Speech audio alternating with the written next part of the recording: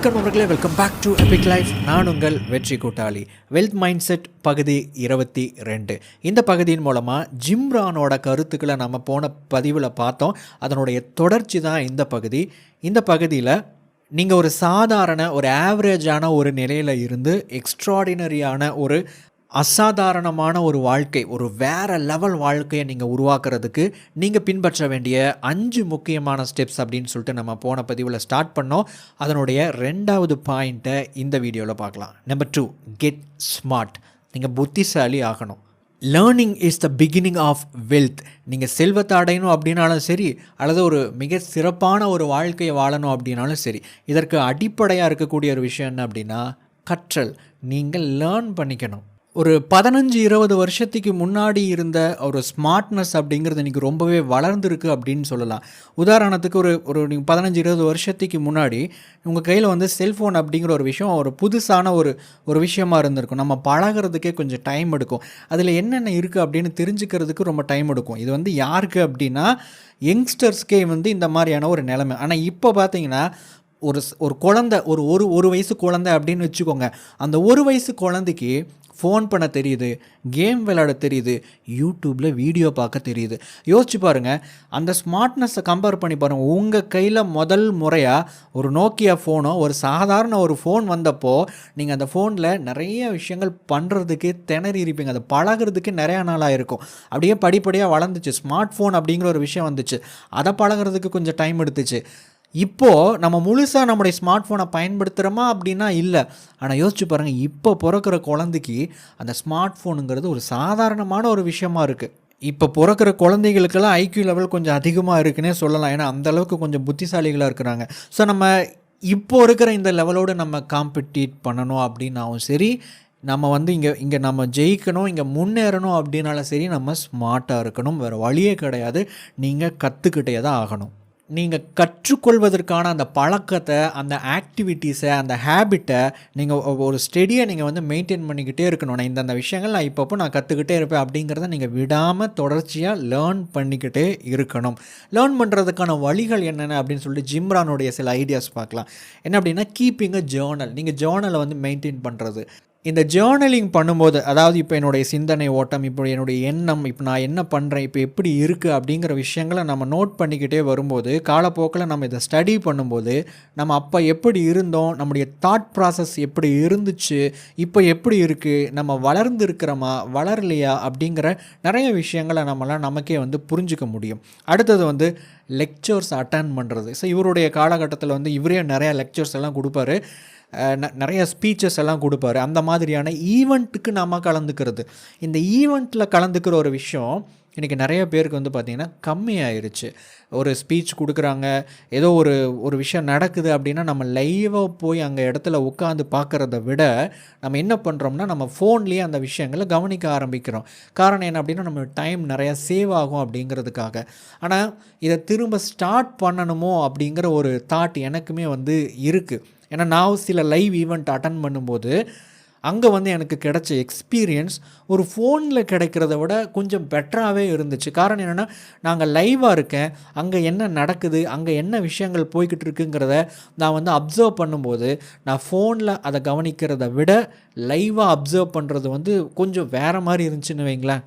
இப்போது திரும்பவும் இந்த மாதிரியான லைவ் லெக்சர்ஸோ நிறைய விஷயங்கள், அது ஒரு பட்டிமன்றமாக இருக்கலாம், அல்லது ஒரு நல்ல ஒரு பேச்சாளர் பேசுகிற மாதிரி இருக்கலாம், ஒரு கதை சொல்லக்கூடிய விஷயங்கள் நிறையா நடந்துக்கிட்டு இருக்குது. ஸோ எந்த விதத்துலையும் சரி, அது இலக்கியமாக இருந்தாலும் சரி, என்டர்டெயின்மெண்ட்டாலும் சரி, நிறையா ப்ரோக்ராம்ஸ் கண்டக்ட் பண்ண ஆரம்பிச்சிட்டாங்க. நமக்கு பிடிச்ச ஜேர்னர்ஸில் நம்ம கொஞ்சம் அந்த மாதிரியான இடத்துக்கு தலையை காட்டுறது ரொம்பவும் நல்லது. அடுத்தது picking up ideas from others. மற்றவங்களுடைய ஐடியாஸை நம்ம கொஞ்சம் எடுத்துக்கிறது, அல்லது அந்த ஐடியாஸை நம்ம கேட்குறது. ஸோ இன்டர்வியூஸ் மூலமாக, மற்றவங்களோட நம்ம தொடர்பு கொள்வதன் மூலமாக, மற்றவங்களோட நம்ம பேசுகிறதன் மூலமாக, ஒரு புது நட்பை உருவாக்குறதன் மூலமாக, புது மனிதர்கள் வட்டாரத்தை நெட்வொர்க்கை உருவாக்குறதன் மூலமாக, புது மனிதர்களை சந்திப்பதன் மூலமாகவெல்லாம் நம்ம மற்றவங்களுடைய ஐடியாஸை நம்ம கேப்சர் பண்ணுறதுக்கு இது ஏதுவாக இருக்கும். ஏன்னா ஒரு விஷயத்தை நாம் ஒரு மாதிரி அணுகுவோம், மற்றவங்க அதை வேறு மாதிரி அணுகலாம். மற்றவங்க அந்த விஷயத்தை பார்க்குற விதம் நாம் பார்க்குறத விட ரொம்ப ஈஸியாக இருந்துச்சுன்னு வச்சுக்கோங்க, நமக்கு அது வந்து ஒரு கரும்பு தின்ன கூலியா அப்படிங்கிற மாதிரியான ஒரு விஷயந்தான் அது.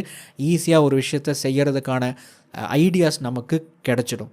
நிறைய பேர் வந்து இந்த லேர்னிங், இந்த செல்ஃப் இம்ப்ரூவ்மெண்ட், செல்ஃப் டெவலப்மெண்ட் அப்படின்னாவே எங்கேருந்து ஆரம்பிக்கிறாங்க அப்படின்னா மோட்டிவேஷன் அப்படிங்கிற ஒரு இடத்துலேருந்து ஆரம்பிக்கிறாரு. ஜிம்ரான் ஒரு இடத்துல சொல்லியிருப்பார், மோட்டிவேஷன்லேருந்து ஆரம்பிங்கன்னு சொல்லுவாங்க.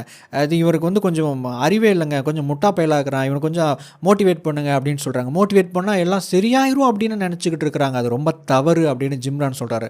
ஒரு விஷயத்த சொல்கிறாரு, ஒரு முட்டாளுக்கு நீங்கள் மோட்டிவேட் பண்ணிங்கன்னா அந்த மனிதன் மோட்டிவேட்டடான முட்டாளாகத்தான் இருப்பானே தவிர அறிவாளியாக மாற மாட்டான். அப்போ அந்த மனிதன் அறிவாளி ஆவதற்கான விஷயம் எங்கே இருக்குது அப்படின்னா லேர்னிங். அந்த மனிதன் கற்றுக்கொள்ள வேண்டும், லேர்ன் பண்ணணும், வேறு வழியே இல்லை. அடுத்தது இந்த லேர்னிங்கை பொறுத்த வரைக்கும் டெடிகேஷன் அப்படிங்கிற ஒரு விஷயம் தேவை. நீங்கள் அர்ப்பணிக்கணும் உங்களை. நீங்கள் வந்து லேர்னிங் அப்படிங்கிறதுக்காக நீங்கள் லேர்ன் பண்ணணும், கற்றுக்கொள்ளணும் அப்படிங்கிறதுக்காக நீங்கள் கற்றுக்கொண்டால் மட்டுமே நீங்கள் கற்றுக்கிற விஷயம் வந்து உங்களுக்கு பயனுள்ளதாக இருக்கும். இப்போ நீங்கள் வந்து ஒரு ஸ்டூடெண்ட் அப்படின்னு வச்சுக்கோங்க, அல்லது நீங்கள் ஏதாவது ஒரு பர்டிகுலர் விஷயத்தை லேர்ன் பண்ணிக்கிட்டு இருக்கிறீங்க அப்படின்னு வச்சுக்கோங்க. அதை நீங்கள் சின்சியராக லேர்ன் பண்ணணும். ஒன்று. ரெண்டாவது, எக்ஸ்ட்ரா லேர்ன் பண்ணணும். எல்லாரும் கற்றுக்கிற விஷயத்தையே நாமளும் கற்றுக்கக்கூடாது. அதை தாண்டி எக்ஸ்ட்ராவாக சில விஷயங்களை லேர்ன் பண்ணுறதுக்கு முயற்சி பண்ணணும். மூணாவது, உங்களுக்கு எது இன்ட்ரெஸ்டடான விஷயமா இருக்கோ அதை கற்றுக்கிறதுக்கு முயற்சி பண்ணணும்.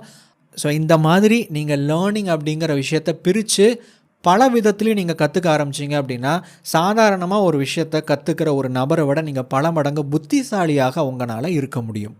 இப்போ நான் இங்கே லேர்னிங் அப்படின்னு சொன்ன உடனே உங்களுக்கு வந்து ஒரு கிளாஸில் போய் உட்காந்து தூங்கி வழியிற ஒரு காட்சி தான் ஞாபகம் வந்திருக்கும். அது லேர்னிங் இல்லை. ஒரு ட்ராவல் பண்ணுறீங்கன்னா அதில் ஒரு லேர்னிங் இருக்குது. ஒரு நபர்கிட்ட பேசுகிறீங்க அப்படின்னா ஒரு லேர்னிங் இருக்குது. ஏன் அது ஃபோன் காலாக கூட இருக்கலாம். ஒரு யூடியூப் வீடியோ பார்க்குறீங்க அப்படின்னா அதுவும் ஒரு விதமான லேர்னிங் தானே. இப்போ இந்த வீடியோ மூலமாக நீங்கள் என்ன பண்ணிக்கிட்டு இருக்கிறீங்க? லேர்ன் பண்ணிக்கிட்டு இருக்கிறீங்க.